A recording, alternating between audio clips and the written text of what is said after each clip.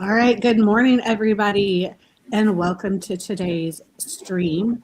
It's your lucky day as the boys have finally decided to not only allow the beauty to talk, but actually find out that I'm the brains behind this operation. So we have a college basketball show today for everybody. And the first question we're going to go ahead and start off with is, what is the biggest upset in a conference tournament? And it can't be Miami of Ohio because I think everybody really saw that one coming.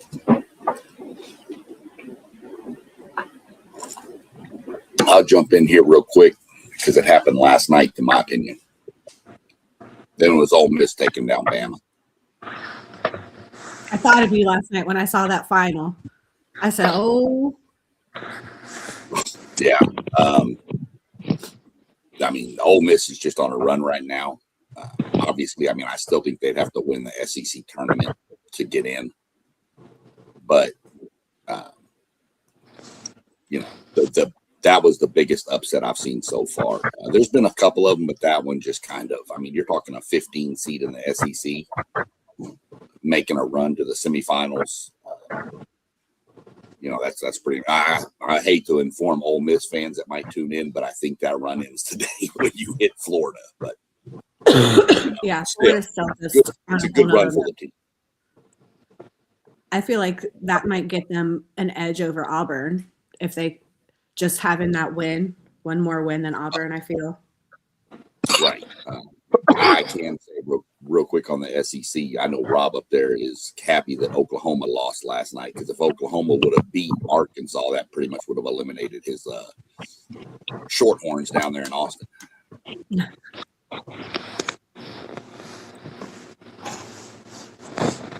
Zay, you got one? Yeah, I mean, I go Big Ten with UCLA taking down.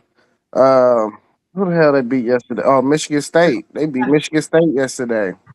I ain't really catch none of that game, but I mean, that UCLA team is decent though, so it wasn't super crazy upset probably, but nevertheless, it was an upset. Yeah, I think a lot of us were without power last night during some of these really good games that happened. And once it came back on, we're looking at scores scrolling across the screen going, oh, shit, we missed some really good games. Yeah, I didn't have one outside of the two that had been mentioned. Those would have been the one of the two that I would have mentioned with Ole Miss beating Alabama and then UCLA making it as far as they have in the Big Ten tournament. Out of those two, those are probably two of the best upsets so far. Yeah, I would agree. I know some might say Clemson over North Carolina because Clemson has never really beaten North Carolina early on, especially first round of an ACC tournament. But I think that kind of just shows maybe we get those 8, possibly 9 teams in. I think Florida State deserves to be in with their play as of late. I know they're on the bubble, kind of outside looking in at this time, but I mean, we can talk about Miami of Ohio and how, they went 31-1. But UMass played them tight every game this year. I think no less than a 5-point win Miami had each time, I believe. So I think people kind of saw that coming. But I definitely think, UCLA, Ole Miss was the biggest surprise to me, especially taking down Alabama. But again, I think that's just Nate Oates doing Nate Oates type things because I'm not an Oates fan. So let's go ahead and move on to today's action. Real quick. Go ahead, Sean. Update. I forgot. I made a mistake. I misspoke a minute ago. Ole Miss doesn't get Florida today. Ole Miss gets Arkansas. I had my phone pulled up too. I was trying to look at that. I had my bracket flipped. I thought Vanderbilt got Arkansas, but no, it's So Ole Miss has a chance. They only lost to Arkansas by 7 earlier in the year. Yeah, Arkansas is one of those teams they're either on or they're off. I know Acuff is playing today. He played yesterday, coming off that injury. So that's definitely a benefit, I think, to Arkansas side. But Ole Miss is on with something right now, trying to figure out, who their identity is going into March. And there's not a perfect time to figure that out would be right about now. As those brackets come out tomorrow. Mosh, you got anything? Good morning. How's it going? Millie Grams, City League TV, post game. One takes there, SEC Shine. I think Ole Miss is actually playing very well.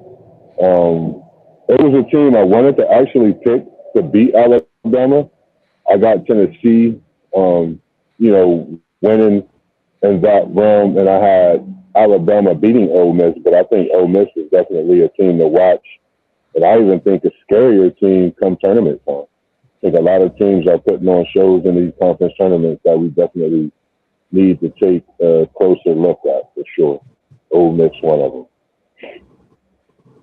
Yeah, I was also really surprised Ohio State played Michigan so close yesterday. That had a potential to be a major upset too. Only hoping OSU's chances of getting in. We're a lock. Yeah, we're gonna get to that. Definitely. We'll get to that. So let's go ahead and look at today's slate. We've got some semifinals coming up today. We've got Michigan and Wisconsin at 1. We've got Ole Miss and Arkansas at 3:30. Purdue, UCLA at 3:30.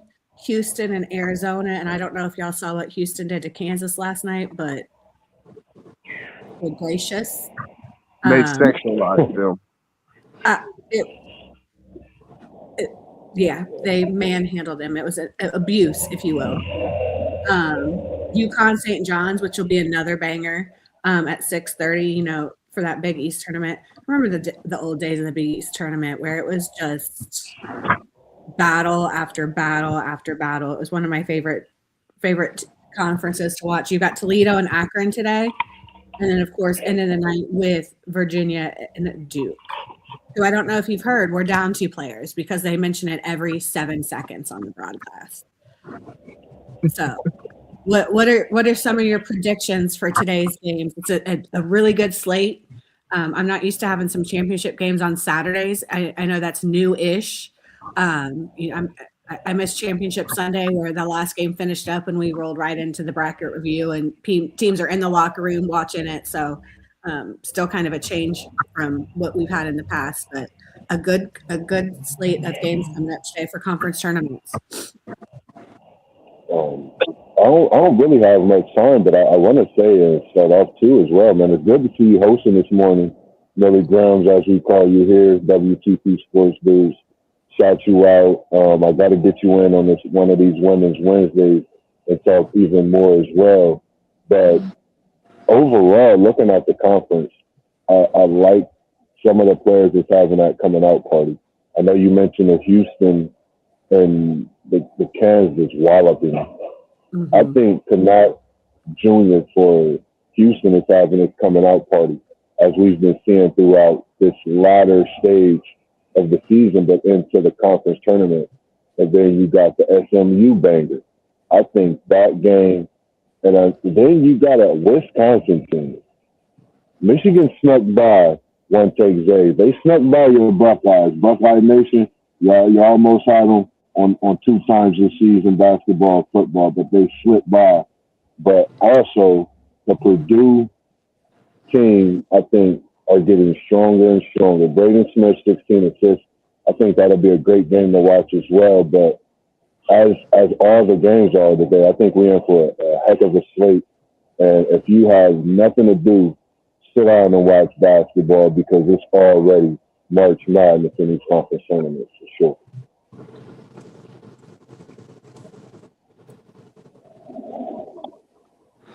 Yeah, there's definitely a huge slate of games that could be really close the whole way through today. Yeah, I think I'm most excited for that Big 12 final. That's just 2 teams that I feel like this could be a Final Four, Elite Eight preview.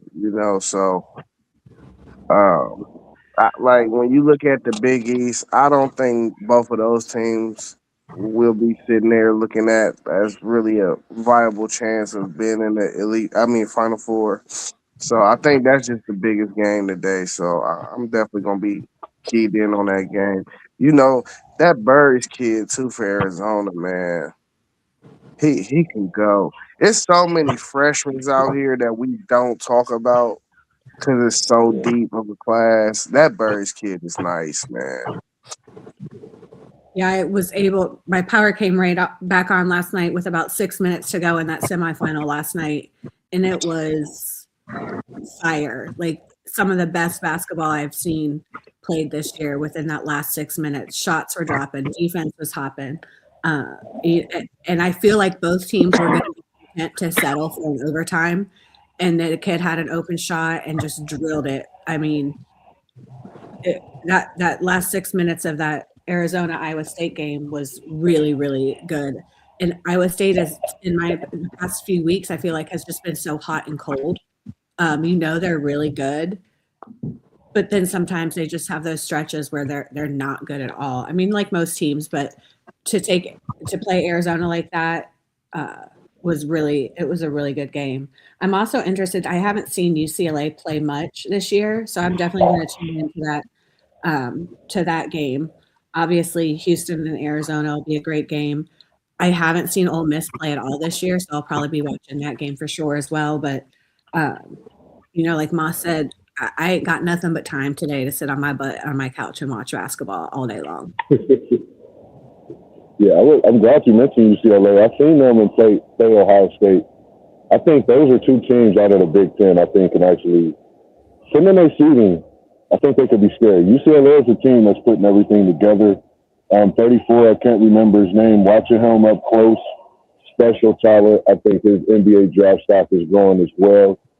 He's a stretch big type of player. I just think these UCLA Bruins don't catch him slipping. They could get in that back door and walk in and stand out and win the Big Ten. I mean, anything can happen. It's March. Everybody's in this tournament at this point, and they're there for a reason. So definitely got my eyes on them as well. I mean, UCLA was first four to what? Elite Eight a couple of years ago. I mean, they're not far removed from that entire process. So it's definitely something to keep an eye on. I'm going to talk about my Blue Devils here too. Caden Boozer and Nick Kamenia had games of their lives last night. Watched the night before playing Florida State and going down to the wire. It was kind of tiresome in the first half yesterday. With like 12 minutes to go, it was 18-19. I'm like, good Lord, the night before neither team could miss shots. Last night, it seemed like we couldn't make a shot. And then all of a sudden, Caden Boozer and Nick Kamenia, next man up mentality is really helping a couple of our freshmen really build some confidence and get some minutes and some experience under the belt right at the right time. They're saying Pat Cunningham is coming back.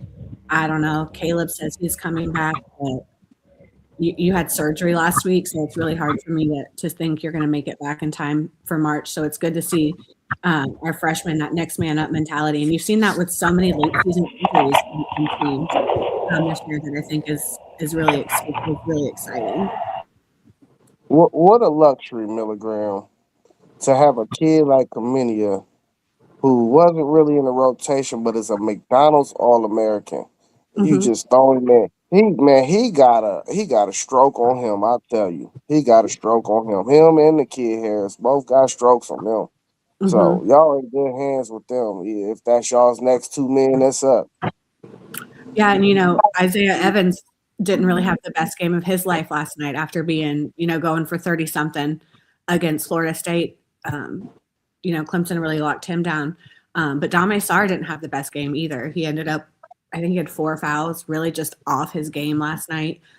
You got teed up for saying something. I said, dude, you speak 5 languages. Say something in one that's not English. Like, if you're going to talk your talk, go ahead. I'm here for that. But don't get in trouble for it. Talk in a different language. You got 5. Choose the one that's not English that DJ or Lee Cassell can't understand. So we've also already had some major coaching changes come up already. I'm interested to hear what your guys' take is on that. You know, once those conference losses come in, we often see some coaching changes. And there's been some, I know in the ACC, I don't know about anybody. I don't think anybody in the Big Ten has had any major changes this far. I think there's probably some that are on the SEC that are kind of like in limbo right now, I'd imagine, or you know, you get one more shot, and kind of same with the Big Ten, maybe. What are your guys' thoughts on some coaching changes that have already happened, or do you think will happen? It's been a few. I would say real quick before I get out of here, because I'm downtown actually on my way. Shout out to one of the sponsors, KT's Good Eats as well. I'm on my way to pick it up and get in here in this food truck this afternoon throughout the day. So if you're not busy, we'll be across from Doghouse Pizza on Lockbourne Road. The address is 2040 KT's Good Eats. We got the fish, chicken, barbecue ribs. We got the sloppy mac for you, Zay. We got the egg rolls. We got so many great dishes, and we got dessert today. Definitely make sure you come out as well. But with the coaching changes, there was quite a bit I was looking at. It's still interesting. I really haven't done my full review for myself, but it's a lot of vacancies. Some positions that has been filled, and I really want to go back and look through because I think some coaches, as we just spoke on UCLA, I think they're in a position to where, you know, Cronin, this is, you know, you got to win or you go type of situation, even at UCLA. So that's one of the coaching positions that I was looking at. Is his seat hot or, you know, what's going on there? But outside of that, you know, I'm going to do some definite reviews once I'm home and set it tonight a little more. Yeah, I'm looking at this Cincy job that opened up. Cincy is always a good basketball program, so they got to get a guy in there to get that program back stabilized. We miss Cincy basketball. When I don't root for Ohio State, I root for Cincy, so I need them to figure that thing out. Yeah, that's the one that came to my mind, but could happen. I think, I mean, you got to look at South Carolina out of the SEC. I don't see how they can continue going down that route. Probably need to look at the two in the SEC that could pop open in my mind are South Carolina, Mississippi State. Those are the two. Chris Beard's not leaving Ole Miss. You know, because of the run in the tournament, I think saved Porter Moser at Oklahoma. If they would have been one and done in this tournament, I think Porter Moser was gone from Oklahoma. But I think he bought himself at least one more year there. On the games for today, I missed out on that one. Everybody mentioned all the main ones. I'm actually going to watch Vermont and UMBC play. Yeah, I like that Vermont game when they play. They're fun to watch. And UMBC, of course, was 116 seed that did beat a 1 seed. I believe they beat Virginia. It was either Virginia or Purdue. it was Virginia, and Ryan Odom, who was the coach at UMBC at the time, is now the coach at Virginia, which is hilarious. Better be prepared for that one if you match up again. And then I'm also gonna try to tune into the crazy mascot matchup with I don't know about that. Rainbow Warriors versus the Anteaters Out in the Mountain West. Yeah, I got to, just crazy mascots. Got to root for them. I like that. My mom always picked her teams from the mascots. And my wife did too, and she destroyed me in a bracket one year. Yeah, or names of colleges she never heard. The Gonzaga, their first year, she was like, I've never heard of this one. And so she just picked them literally all the way. And I was like, who knew? Right. So, yeah, the South Carolina job is interesting to me because I think you expect a little bit more from Frank Martin. Mississippi State has just not been that great. As far as in the Big Ten, I think Rutgers coach, I feel like he might be on the hot seat a little bit. I know the ACC has fired BC's coach and Syracuse's coach. Jeff Capel is somehow keeping his job at Pitt. I'm not quite sure how. But I thought he was going to be gone 2 years ago, and they've already said he's going to be back here. But I agree with you on Cronin. I think that he was close to being on his way out if he didn't perform in the Big Ten tournament.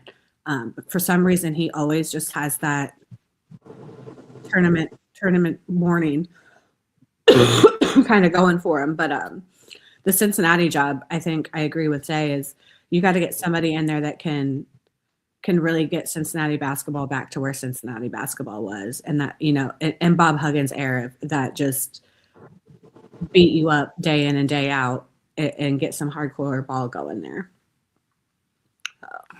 Real quick in our chats, I don't know if that's Parlay Poe or not. The Sean C7G. Yeah, that's Parlay Poe. Okay, he says Michigan's assistant Justin Joyner got the Oregon State job. Nice. I know Herb Sendek is keyed up for a job. I want to say, I don't remember who he was linked to, but he's got the possibility to take a fourth team to the NCAA tournament. So that's kind of interesting. You forget about Herb Sendek. I mean, he started out at State and has gone to some smaller schools, but is winning where he's been at. So that's interesting. Anything else on coaches? So this next question, should the tournament expand? Why or why not? Lots of debate on this. So I'm interested to hear what you guys have to say about that. Man, we got it. Go ahead. Oh, sorry, Zay. I don't think it should expand. I mean, I don't know. I think you're fine with what you've got right now. The more we keep expanding these things, the more we're just going to get watered down. I mean, I'm sure there's some fan bases out there that are right there on the edge that would love to see it expand again because they know they'd be in, but I just think you're going to get watered down. I don't believe Auburn needs to be in this tournament. I don't think they're good enough to be in this tournament. Oklahoma, I don't believe needs to be in this tournament. So that's just my theory. Is I think we're fine with what we've got right now. You know, I would like to see it expand, but I would like to see there be a round of 64 where you already got 32 teams that you know are locks to be in it. Position them in that round of 64, but on the outside of that, have another round of 64 with people who are vying to try to get those last 32 spots in that 64, the main 64. I would like to see something like that. So I guess you would have something like what? You're talking about 36 and 64. You're talking about a 100-team tournament. I would love to see something like that, where teams play to get in those last 32 spots after you already solidified it with the first 32. I would like to see something like that. If we can't get it right with 68 teams, then what are we doing? You know, we got 68 teams, bro, that's making it. And, you know, I'm real curious with Selection Sunday tomorrow, what they do with Miami, because I'm gonna be one of them people that's upset if they leave Miami out of this tournament. You cannot tell me that one bid out of 68 teams is going to make a huge difference. Hey, you had all year to get your resume right, Playboy. It ain't our fault they beat everybody in the regular season. So one of these power teams get left at home. I'm sorry, man. You had 66 other chances to improve your resume to be inside this tournament. So I'm with 68. It's fine how it is now. Every year we're going to hear the last 4 or 5 teams that's left outside of the bubble complain and talk about oh, they should have been in, and this is the reason why. And what about these mid-major conferences that's not playing this type of schedule? And da, da, da, da. I don't care. I really don't. Uh, everybody line up, and just because Miami is not in the conference that you in, but they won all their games in their regular season, shouldn't knock them, bro. It's one seed, bro. And one thing about March Madness is I don't think the Cinderella is dead. So, with that angle of it too, like, nah, 68 is cool for me. Yeah, I think we've had trouble the past few years to field 68 teams that are worthy of being in it because of this mentality of, oh, we can only get so many mid majors in. We got to pull in, from those Power 5 teams that, like North Carolina did not deserve to be in last year, but their AD was the chair of the committee, and so they played first 4 in. Auburn, Indiana, all these teams that are in those Power 5 conferences that don't really deserve to be in, but because they're in a Power 5 conference are going to get a nod over a team like Miami of Ohio, an Akron, a Kent State, a Creighton, that has historically been in but lost in their conference tournament early. Some of those good mid-major teams that you want to see in the tournament, because those are, like Isaiah said, your Cinderella teams. Like, let them play with those Power 5 teams and see what they can do. So I would say no to an expansion personally. I just think we're having such a hard time fielding 68 right now. And I think that's too because of the way the game is going and the one and dones. It was more fun to fill a field of 64 before we even went to 68 of teams with juniors, seniors playing, because those were the teams that were going to carry you through the brackets. So that's just kind of my opinion on that. I mean, that's spot on, and Poe said it too, and it was highlighted. We don't need an extra tournament. We already got one. Yeah. NIT. I mean, the schedule would have to be so. I get what you're saying, Rob, and but the schedule would have to be so altered for that to happen. You would have to eliminate a bunch of games to squeeze in another 32 team bracket before March Madness. But I mean, I think it's right. I mean, you were talking about mid-major teams. You got teams like a Stephen F. Austin who went 27-4 in the regular season and is not going to make the tournament because they lost in their conference. But you're going to put in and I'm not saying they're in, but you're going to put in a under 500 in the SEC Auburn team. That Stephen F. Austin team's 27-4 is 27-4. I'm sorry, Miami. And you're still playing D1 ball. You're still playing D1 ball.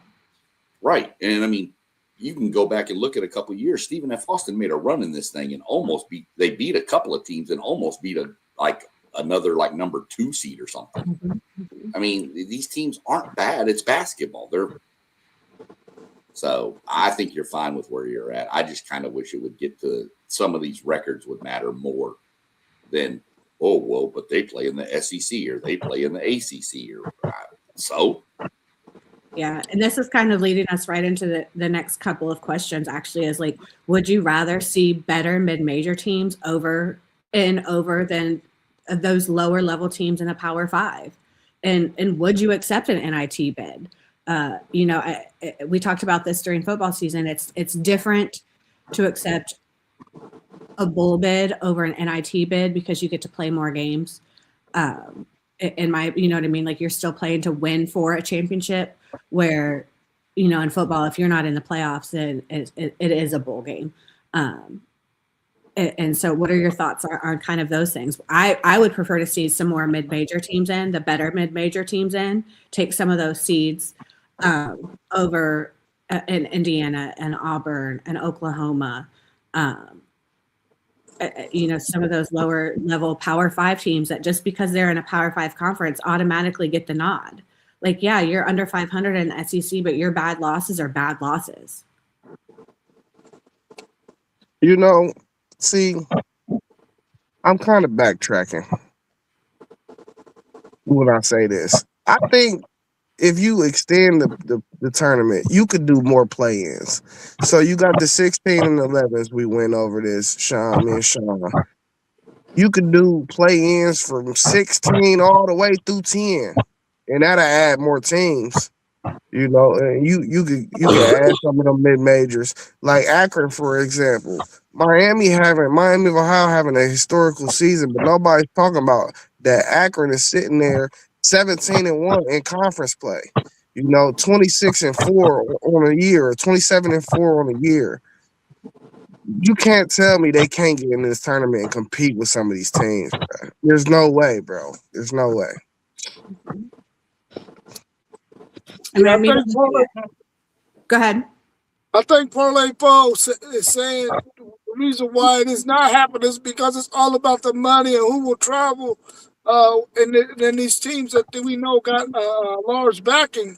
But I really would like to see mid majors get an opportunity over some of these lower level or lower record Power 5 teams, because you already know, and I'm going to use my Texas Longhorns as an example. They're probably on the bubble, but they don't go out there game in, week out, and play hard. You get a mid-major in there, they already got a David and Goliath mentality. They going to come out there and put it all out there in the court. A team like Texas that I watched several times this year, they go out there, man, and they know that they can't beat a team, and they go out there and lay a freaking egg. And it makes no sense. If you're in Division I and you're in a Power 5 school, you should not be getting beat by 20 points, especially at your crib. I mean, it just makes no sense. So I would rather see a mid-major get in there that I know is going to be hungry, that's going to leave it all out on the court, that's going to give you some really, really competitive basketball, as opposed to a Power 5 school who knows, we ain't got the talent to beat this team, and we don't even go out there and compete. Yeah, and I agree. It's all about the money. That's what college sports has come to these days, and who travels and who doesn't. But I definitely agree. I mean, and not only getting some more mid majors in, you're going to get those mid major players some opportunities to be seen and recruited to transfer in the portal from those Power 5 teams. I mean, look at Alex Del Orso from at Arizona, came from Campbell. How many times has the fighting schools of Campbell University been in a tournament for even somebody to say, hey, this kid has Power 5 talent. This kid has big conference level power and play. Let's get him in so he can get seen more. And again, he plays for Arizona like he's still playing for Campbell. Leaves it all out on the floor every time, and it's just a different mentality. Like you said, Brown, about leaving it all on the floor and coming into play 100% for 60, for 40 minutes, and leaving those blood, sweat, and tears on the floor to be the story. I'm going to use Nolan's Tennessee State Tigers. Like, they're going to be a tough out for somebody. Whether they start out in Dayton and go somewhere else, they're going to be a tough out for somebody, because he's got that team coached to believe they can play with anyone. And that's a lot of these mid-majors like Akron, Toledo, your Stephen F. Austin. Lehigh got back in, and they're already chanting, we want Duke, because they beat us a couple, 8, 9, 10 years ago. Like, those are the games I like to watch the most, because those are the teams and the games that just fight their way through everything, and not, they're there for it and only that. And so they're gonna surprise a lot of people. Yeah, I think when you got basketball cities too, I think this is where the difference comes with college basketball. Some people just be fans of the sport. Like, I'm waiting right now. I can't wait to see what the brackets look like tomorrow, because if I see a game in session 1 and 2 in Dayton that I want to go to, I'm probably gonna get a ticket and go down there. Just to, I never been to a March Madness game, so just to go, probably gonna grab one of them tickets and see what's up. So, like, these basketball cities, man, anybody will show up. Anybody, not even just their respectable fan bases. I definitely recommend getting to a March Madness game. Yeah, for sure. I went to Greenville, South Carolina, which is a beautiful city and a beautiful place to host a regional, playing at that center down there. It's gorgeous, and so much to do around it. But it's really great. I went to Duke, Michigan State, and I forget who played who Duke played in the first game, but the first 2 rounds there, and it was amazing.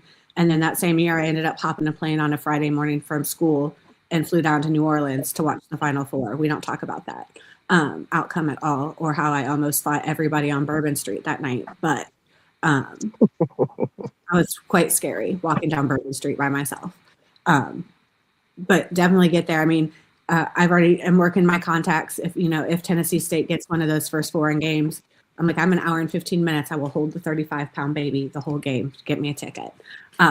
So just in that atmosphere, it's fun. Yeah, that UD arena too is major. I love that arena. I was hesitant when they moved to state finals for Ohio high school basketball there, but really that's an amazing arena for real. When you think about it, you guys in Ohio right now, you have girls' state happening at Dayton, first 4, boys' state in a 7-day period. Like it's huge for Dayton and for that arena. It's always a big week. So let me ask you this, because I'm kind of intrigued by your whole more play-in games. If you go to more, would you move it from Dayton and put it closer to like 2 schools? Like, let's say you have a California team and a Colorado team. Would you put it somewhere out near Nevada to make it better for both fan bases to get to? You would need regional sites all across the country. You need regional sites just to make the logistics work. It wouldn't just need to be in Dayton though now. Yeah, because I think that's what we run into sometimes in Dayton. I mean, obviously, like what was it last year? North Carolina and Texas played. Those 2 got the money in the backing to get there and fill the arena. I mentioned like Hawaii. If Hawaii's they're going to have like maybe 2 vans. I mean, it's not an easy way to get from Hawaii to Dayton, Ohio. I promise you, there's probably no direct flights. There's probably no direct flights into Dayton anyway. You're going to have a layover. That's true. Unless you're Carolina or Texas and you're flying up on a team plane. Right. And you can fly into Dayton. Charter, yeah. And we know Robert's all for expansion, and we know why. That's the only way Texas is going to make it. So it wouldn't be a podcast unless I bust his chops at least once. At least once. Yeah, at least once. Melissa Graham, you getting a little bit too comfortable with that. I'm gonna have to send her a gift card. I'm gonna have to send her a gift card if she keeps doing it. Be better. Well, in the 28th, that game gonna happen, and you know what's gonna be on the line on that game. You're gonna have to put the horns up, and I'm gonna have to wear a Notre Dame shirt or something at the job because we betting something on that game for sure. Listen, I dish it out, but I can take it. Oh, I know you can. So,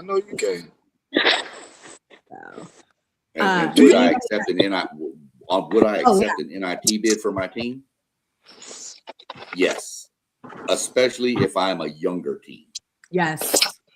Like at A&M, I'm gonna use them for an example. Yeah, we have a couple seniors, but we got a couple of sophomores and stuff. Those extra runs in the NIT can do nothing but help you. Go a couple years ago, A&M barely missed the NCAA tournament with Buzz Williams, idiot. Sorry. With Buzz Williams as the coach, they barely missed it. Probably should have made it, but then they went on a run to the finals of the NIT, and the next year came back and went. I mean, they got upset in the second round, but I mean, you could see the growth of the team happening. I mean, if you're a senior-laden team, I mean, you leave it up to those players, I guess. But if you're a younger team, I'm taking an NIT bid all day long. Yeah, that's kind of where Rob's point of expanding it matters kind of for real because once your season is over, if you don't accept, say you get a bid to the NIT, if you decline it, your season is over. Your dead period starts. Your coaches can't have contact with the players, and you can't practice. So that's one thing that I think could help a lot of the talent across the country and just for a better quality product. Just because more people will be able to get better still. Yeah, I would if my team got a bid, I would definitely want them to take it. And even in this case this year, thinking about Texas and the fact that, they're on sort of a bubble, they can get in NIT. They're a team that really needs to get as much play in as possible. I think they got a couple of guys who are older who you want to see them play in the NCAA tournament. But realistically, how many games is Texas going to play? One? They'll probably lose in the first round. Maybe they can make a run, but I mean, 2 games probably the limit. But I would like to see them get some of those younger guys an opportunity to play in the NIT where they could win 2, 3, 4 games and get that playing experience against some other teams who are playing competitive basketball as well. So if they got a bid, I would definitely want them to take it. But for the sake of the older guys on the team, I want to see them make it to the NCAA tournament. The other thing with the NIT is the first few rounds, at least the first round, maybe first two, or I think it's 1 or 2, are at home for the higher seed. Yeah. So, I mean, you get an NIT game at home and you get a raucous arena. And again, I'm going to use A&M. You get that arena hopping for an NIT game. People around the country that tune into ESPN and watch that, kids that are looking to transfer are going to be like, man, look at that atmosphere. Mm-hmm. And that can do nothing but draw attention into you. Plus, it brings money in, too. Yeah. Yeah, I think that's definitely kind of the difference between, bowl games and NIT bids. You have the opportunity to continue to play. It's not just one more game. And I agree. If you've got those young teams and especially if you've had injuries to some of your older guys and they're not going to play anyway, it's free practice. It's free extra basketball. And you got a chance to get some money out of it too. I do like those first and second round games kind of at home. Like SEC Sean said, that again brings money back into your campus because we all know at the bottom line, it's all about the dollar signs.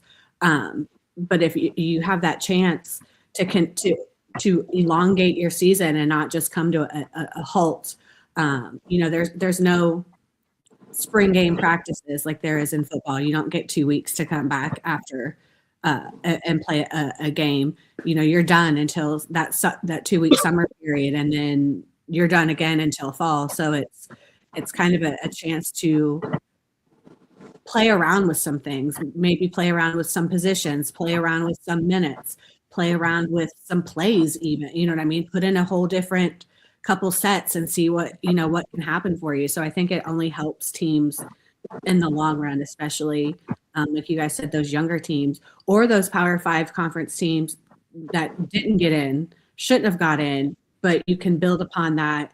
And again, turn on ESPN and that right there is your first look at some portal things, because we know that's going to go crazy too. The unofficial recruiting and scouting of some portal players. Well, and your bigger schools that get in, this is the only example I can give, but your teams with plenty of money, your Dukes, your A&Ms, your Texas, your Ohio States. When A&M made that NIT run, the first game, they told all the students, tickets are free, come in. Mm-hmm. It does nothing but build a bond with your student body and that basketball team. So, obviously your littler schools that need the money more would charge, but schools, your big boys can be like, hey, come on in, tickets are free. Yeah, but if you already, a lot of times those little schools, too, the kids want to be at the game. Yeah. So they're going to pay, $5, $10, $15 to come in and be loud and participate and build that environment because they want to be there because they're friends with the guys on the team. You know what I mean? Like they have classes together. So that really kind of helps as well. Yeah, that and the fact that if you're Stephen F. Austin and you get a home game because you're a high seed and you're taking on a Texas in the first round of the NIT, those kids are going to go bananas hoping to beat Texas, especially an in-state game like that. Yeah. I mean, it wouldn't matter. I mean, if it was A&M, Houston, it doesn't any bigger school than Stephen F. Austin. Those kids are going to go electric if it's at home for. They'll be calling mama and daddy. I need an extra $20 this week, please. Yep. So, you know, that's one of those. Well, gentlemen, that's all I brought to the show today. That's all you get from me. So anybody have anything else to add for the good of the cause? I will run through to update. I know Post and them aren't on right now, but I'll go ahead and update our bracket, Rob. The leader out of the Big Ten Conference is tied between Post Game and Doug. They're both 9-5. Out of the ACC, the leader of that conference is Moss at 11-2. The Big 12, I am the leader at 12-2. And as expected, the SEC, because there's so much like mid-level packed talent between like 12 different teams, is the worst conference for everybody. The best record is 7-5, and that's Post, Doug, and you. Overall, Doug is the leader at 35-18. 35-18. Wow. You, Post, and Moss are 34-19. And again, this will be the last bracket thing I ever put together because I'm in last place at 33-20. So Zay, you're probably gonna lose when we do our, you know. But no, You still got time though. Yeah, I know I'm gonna at least tie Moss. He had BYU, I think, winning or Texas winning the SEC. So I'm at least gonna tie Moss. So I won't be in last by myself. Yeah. Yeah, that's where we sit with our challenge right now. Just watching all these conference championship games and the Final Four and some of these conferences, it makes me think that maybe if all of the number one seeds in all of these conferences win this conference championship, will that be a prelude to what's going to happen in this NCAA tournament? Can all of those number one seeds make a run if Florida gets that last seed and they all meet in the Final Four, all one seeds? I think that's happened a few times in the last maybe 20 years, but not. It happens less than it does happen, that's for sure. So I wanted to see if we going to see a preview of that happening this year. So I'm going to be watching that closely to see if they all make it, of course, and win it. And then if they all make it in their big tournament to make it to the Final Four. Yeah, I think there's a chance that can happen. If Houston can play how it's been playing the past couple of weeks, they're a number 2 seed that I'd keep an eye on for sure. But I think right now the number ones they got it right. Yeah. Well, I'm gonna not answer this question right now because if I host Tuesday for our basketball, whatever we're doing Tuesday, we'll sort that out later. But if I host, we're gonna do a little like love it or leave it. But it's not just going to be college basketball. There's going to be one love it or leave it from all 5 or all 4 majors, you know, basketball, baseball, hockey, and which one am I forgetting? The NFL. There's going to be at least one from each one of those, but I'm not going to tell you what questions they are yet. I'll send them out before we do it to give y'all some time to research because I know not as many people follow hockey as I do. Man, I got a feeling people about to get popped, bro. Huh? I got a feeling I got a feeling some of these higher ranked teams that we got faith in, I got a feeling they about to get popped. They don't You, call it you talking madness number for no one? reason. You talking number one seeds, or you talking maybe top three seed? Top 2, 3 seeds. I got a feeling some of these dudes is gonna get popped. Cause when I'm looking around the country, bruh, and I'm identifying dudes like A Cuff, and then you got the band stuff. You just got dudes that can go off any given night, bro. Somebody gonna get got. Yep. AJ just doesn't have any help. Man, listen, I ain't gonna lie. When Richie first went down, it looked it like that. He got help though. He got help.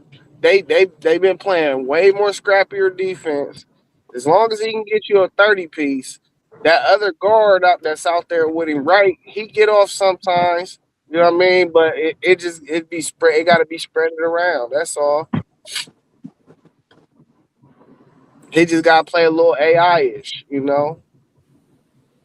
That's what it is right there. Is you need Wright to go off before Demanza so that it can take some pressure off, and they have to guard him better. You know. But A-Cuff, yeah, you're right. You're right with those two. A-Cuff can go off anytime he wants to carry you. That kid, electric. That's why it's the best time of year because anything can happen.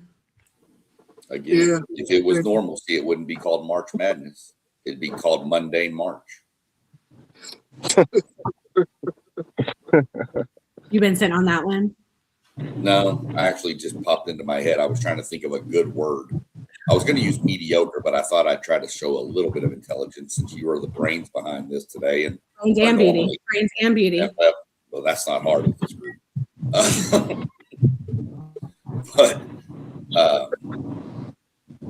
yeah, so that's why it's one of the best. It's the best tournament.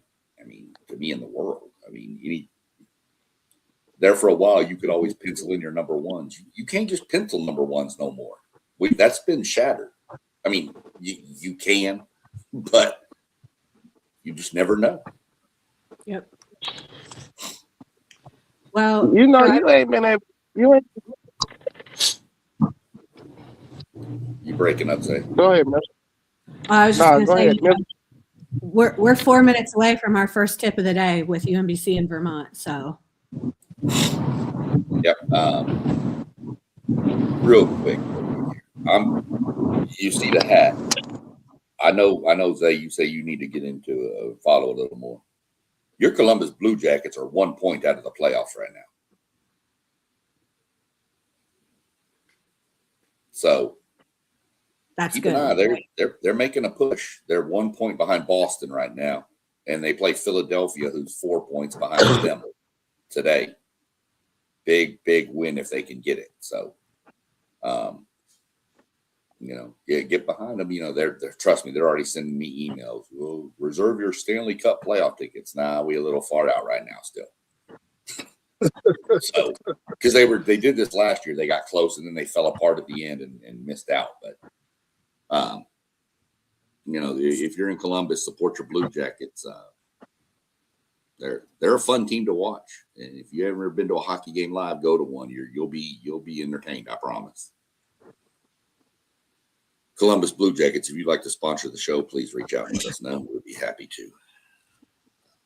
Yeah, go ahead and shout yourselves out because I don't know all of that by heart. I know it's scrolling at the bottom. Oh yeah, I mean, we got the channels everywhere. I mean, we got WTP for life with Robert up there. We got One Take Zaya down here. I don't know, Zay got some crazy stuff. Sometimes he go off on tangents, but he's a great follow for sure. I'm SEC Sean. You can find me here. Mostly random stuff, a lot of A&M sports, a lot of NASCAR content. Got Level Up Sports 10. Does a lot of conversations with people. You got an athlete, you want to get a little spotlight, especially during this month. If it's a female athlete, we're doing Women's Wednesdays with Moz.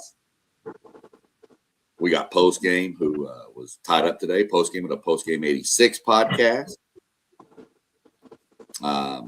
We got Parlay Poe. He's got some stuff. He hasn't really hit us much, but he's always in the comments with us. Other than that, we do have our webpage. You want to mention that, Robert? Yeah, if you want to check us out in written form, go check us out at WTPSportsDudes.com. We got blogs, we got questions, we got bios, we got everything you want at WTPSportsDudes.com. Go check us out. Our webpage is popping. We also are on Patreon. You can check us out there. We have memberships that you can get, which will get you exclusive content, one-on-one conversations, things like that. You can get from being a paid member. We're going to have some giveaways coming up at some point with different items and merchandise we'll come up with for paid members only, of course. We're also, if you enjoy the content but you can't jump on and watch the stream, these will also all be posted on Spotify under WTP Sports Dudes 2026. And all of the episodes will be put on podcast there. So you want to drive around and listen to some of your best favorite sports talk, throw it on, give us a listen, hit that like when you hit it too. Hit the like and subscribe to all the channels scrolling too, for sure. Well, thank you so much for letting me take over this morning. I hope you all enjoyed it as much as I did. So We do. we're ready to tip off the day. For sure. Yeah, you better I'll be at this back. than you give yourself credit for. Yeah, you did a great job first time. Well, thank you. I'm gonna be back about 4:30, setting the weekend preview for the racing weekend. All right, cool. All right, y'all have a good one. We out. Have a good one. Oh, and